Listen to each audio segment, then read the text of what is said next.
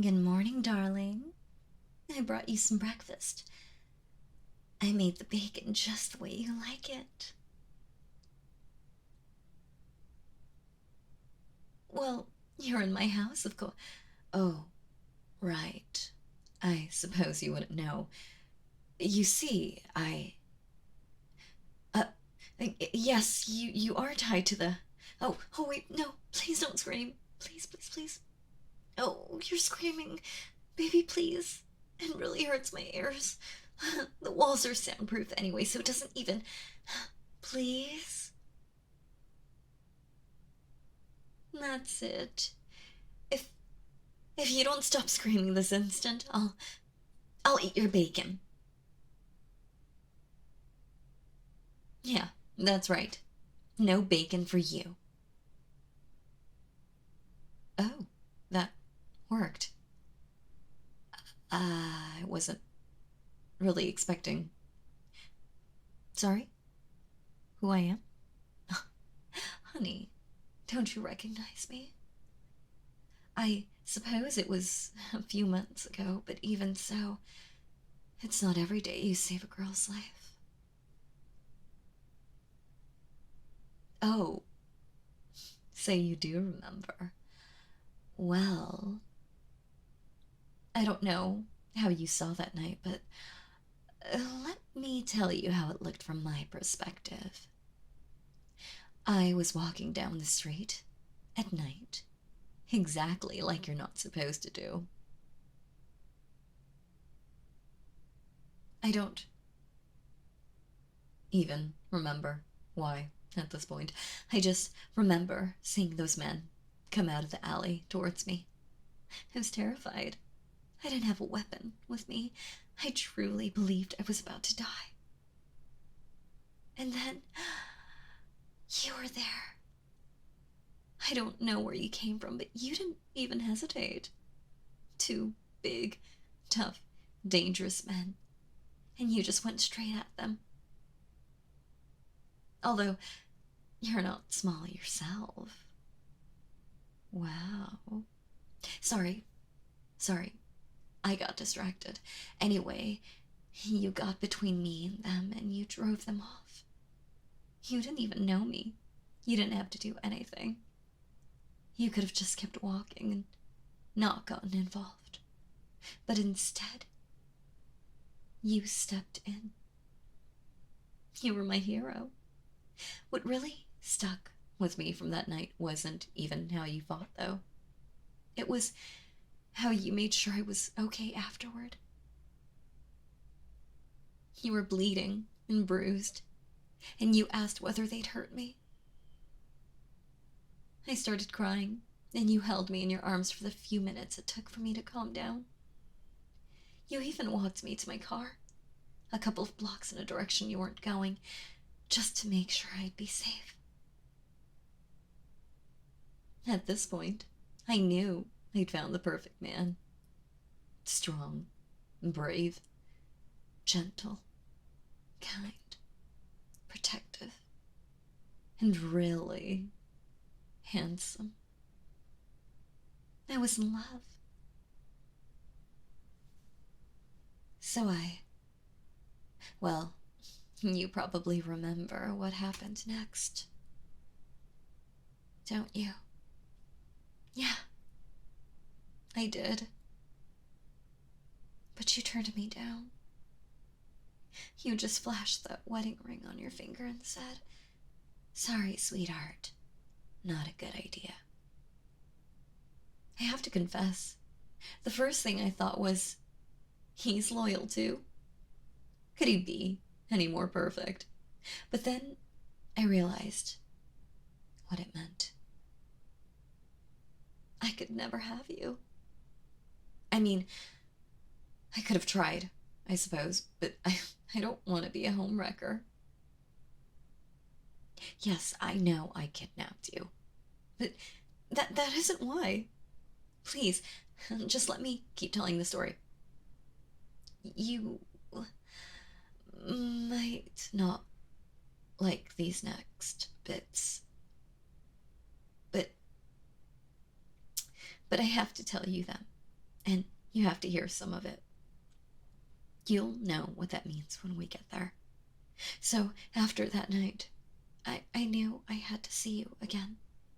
Obviously, we were never going to be together, but you had protected me when I was in danger. I, I had to make sure you were safe and that nothing could hurt you. I also wanted to see what kind of woman could be amazing enough for you to marry. I wondered how much more beautiful than me she must be, how much less shy and how much taller, how much less ungainly her proportions. Don't say that. I know full well I'm no one's type. I'm too short and too quiet. And my chest. All right. Please, stop complimenting me. I'm trying to tell a story.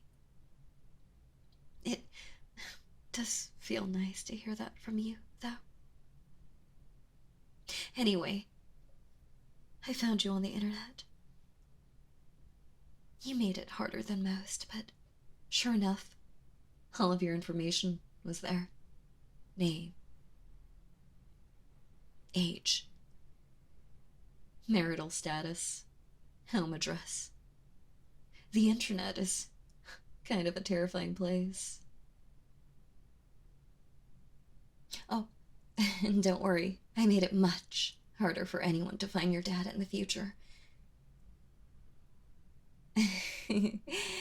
You're welcome.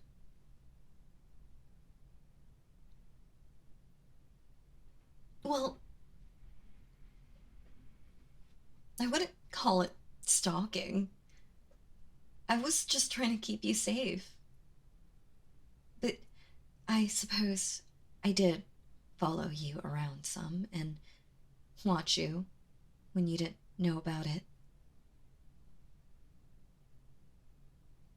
Huh? What? No. I I would never. That would be wrong. Although seeing you like that. Wow. No. I, I never spied on you anytime you were being private. Just when you were going out. And when you were at work. And sometimes when you were in your house with your wife. I really don't want to use that word for that poisonous bitch, though. Oh, yes, I will call her that. You can't deny who she really was. I saw it. You had to live through it.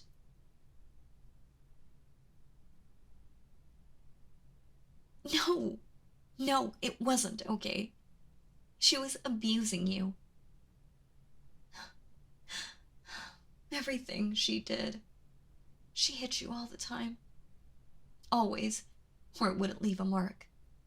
She never did anything to help you, with money or with housework.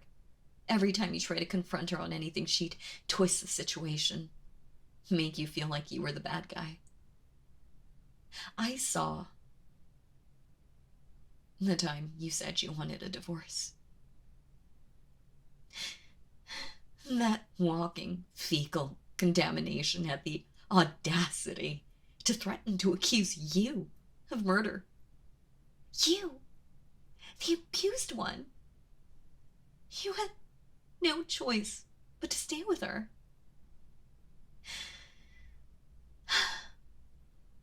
Well, I couldn't let that stand. You had saved me, so it was my turn to save you. I'm only sorry it took so long, baby. I I had a lot of things to prepare, and I knew I couldn't cut corners for you, even if it meant you were with that monster for a little longer.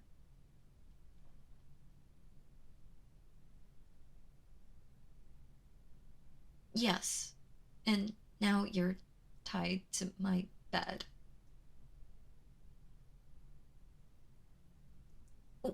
What? No! How could this possibly make me as bad as her? I would never hurt you. I brought you here to save you. Well, no, I suppose I didn't ask for consent, but no, you're right. There are no buts there. What I did was wrong, but I wouldn't take it back. You're here now, and here you're safe. She'll never hurt you again. Nothing will. No, I won't just keep you tied to the bed forever. That would be ridiculous and really bad for you. This'll just be until I'm sure you won't try to escape.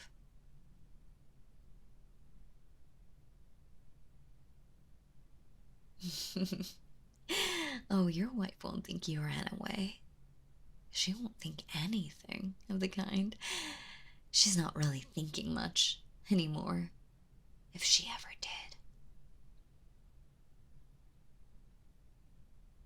Of course, she knowingly hurt the most wonderful, kind, perfect man I've ever met, and you'd think I'd just allow her to live?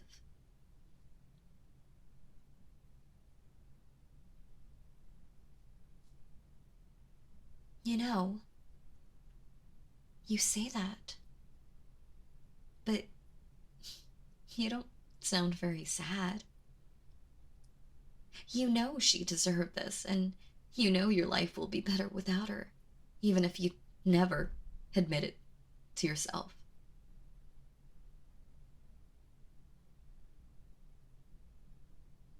Fair question.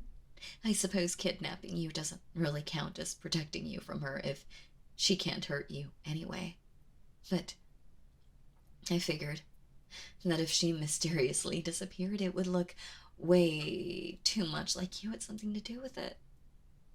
If you both mysteriously disappeared, however, then you both mysteriously disappeared. And neither of you can be to blame. The only drawback is now you can't leave. Ever. If someone were to recognize you, then you could be arrested, and I can't let that happen.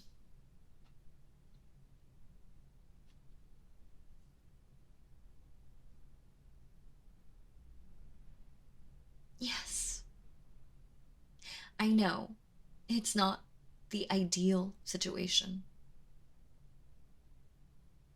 but will living with me be so bad? I'll never be anything but loving, and I'll never try to control you, aside from, you know, making sure you stay in the house.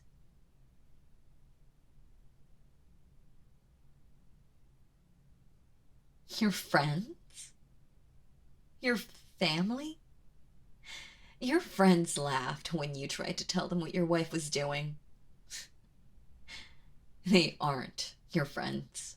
And you haven't spoken to your family in years. Yes, you are a man who values his autonomy, I know. And I'd never try to take that away from you. I would never, ever try to force you to do something. And I also know how important it is for you to be a provider, to be the guy taking care of everyone. Know that I would never have you be a house husband or anything like that. I won't be leaving the house either, unless I have to. We can order anything we need online and be safe together. Look, I know this isn't what you wanted, but I love you. And I want to make the rest of your life as happy as possible, to make up for everything terrible you've had to deal with. I've tried so hard to make this place perfect for you. All those fantasy books you love, I bought them to have here, and I read most of them so you have someone to talk with about them.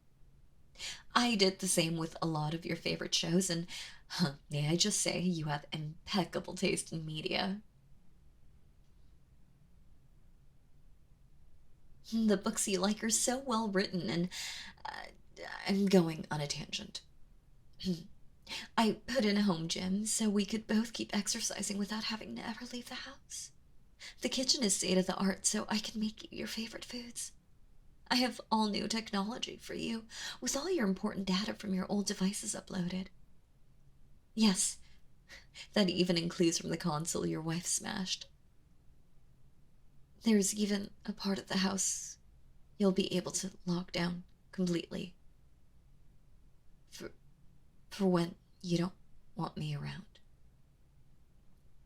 I know I can't be your type. No matter what you said earlier. I know I'm not good enough for you, but please, please, won't you accept me? I only want you to be happy and safe.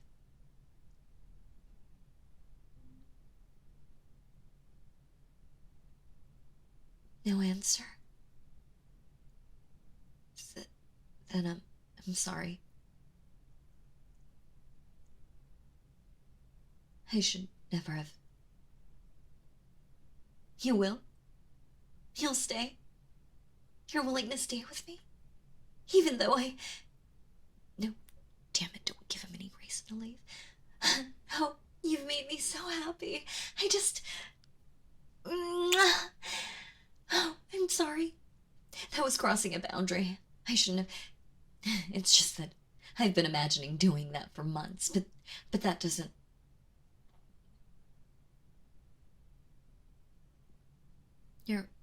You're okay with it?